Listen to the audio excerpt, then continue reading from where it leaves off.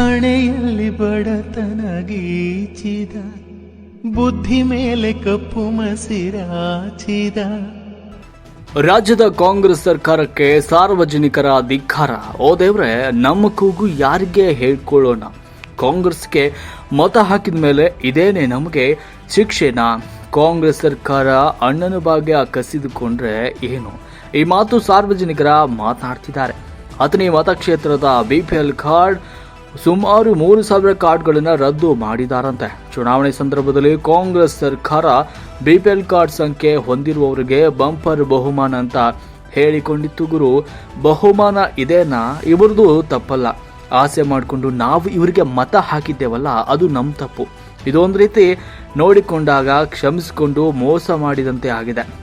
Airtel TV ಚಾನೆಲ್ನಲ್ಲಿ ಮತ್ತು ಪತ್ರಿಕೆಯಲ್ಲಿ ಸ್ಟೇಟ್ ಬ್ಯಾಂಕ್ ಕೊಡ್ತಾರೆ. ಕಾಂಗ್ರೆಸ್ ಸರ್ಕಾರ ಹಲವಾರು ಉತ್ತಿರುಂಬು ರೇಷನ್ ಕಾರ್ಡ್ ಮಾಡಿಕೊಡ್ತಿದ್ದಾರೆ.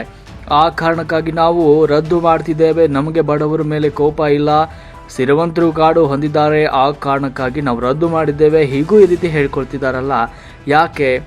ಹಿಂದೂ ಬಿಜೆಪಿ ಸರ್ಕಾರ ಇದ್ದ ಸಂದರ್ಭದಲ್ಲಿ ಯಾಕೆ ಈ ರೀತಿ ಆಗಲಿಲ್ಲ? ಸರ್ಕಾರ ಸುತ್ತೂರು ಮೊದಲೇ ಇದು ಅಲ್ಮೋಗೆ ನಿಮಗೆ ಬಡರು ಹೊಟ್ಟೆ ಮೇಲೆ ಕಾಲು ಕೊಡುವ ಕೆಲಸ ಹೀಗೆ ಮಾಡ್ತಿದ್ದೀರಾ? ನೀವು ಚುನಾವಣೆ ಗದ್ದೆಗೆ ಏರಿದ ಮೇಲೆ ಆ ಕಾರಣಕ್ಕೆ ಈ ಥರ ಮಾಡ್ತಿದ್ದೀರಾ? ಇಲ್ಲಾಂದರೆ ಸರ್ಕಾರ ಹಣ ಆಯಿತೋ ಇಲ್ವೋ, ಲಕ್ಷ್ಮಿಗೆ ದುಡ್ಡು ಕಡಿಮೆ ಬಿದ್ದಾವೇನೋ, ಬಸ್ಸು ಫ್ರೀ ಮಾಡಿದ ಮೇಲೆ ಅವರಿಗೆ ಏನು ದುಡ್ಡು ಕೊಟ್ಟಿದ್ದಾರೆ? ಸರ್ಕಾರ ಕರೆಂಟ್ ಬಿಲ್ಲು ಕಡಿಮೆ ಆದಮೇಲೆ ದುಡ್ಡು ಕಡಿಮೆ ಬಿದ್ದವನು, ಹೀಗೆ ಹಲವಾರು ಸಾರ್ವಜನಿಕರು ಗೊಂದಲದಿದ್ದಾರೆ. ಇರುವುದು ಸತ್ಯ. ಹೀಗೆ ಆದರೆ ಒಂದು ದಿನ ಕಾಂಗ್ರೆಸ್ ಪಕ್ಷ ತನ್ನ ಅಸ್ತಿತ್ವ ಕಳೆದುಕೊಳ್ಳುವುದು ಖಚಿತ. ಇದು ತಪ್ಪು ಉತ್ತರ ನಾವು ಬರುವ ಚುನಾವಣೆಯಲ್ಲಿ ಕೊಡ್ತೇವೆ ಎನ್ನುವ ಒಂದು ಅಭಿಪ್ರಾಯ ಸಾರ್ವಜನಿಕರ ಮಾತಾಗಿದೆ.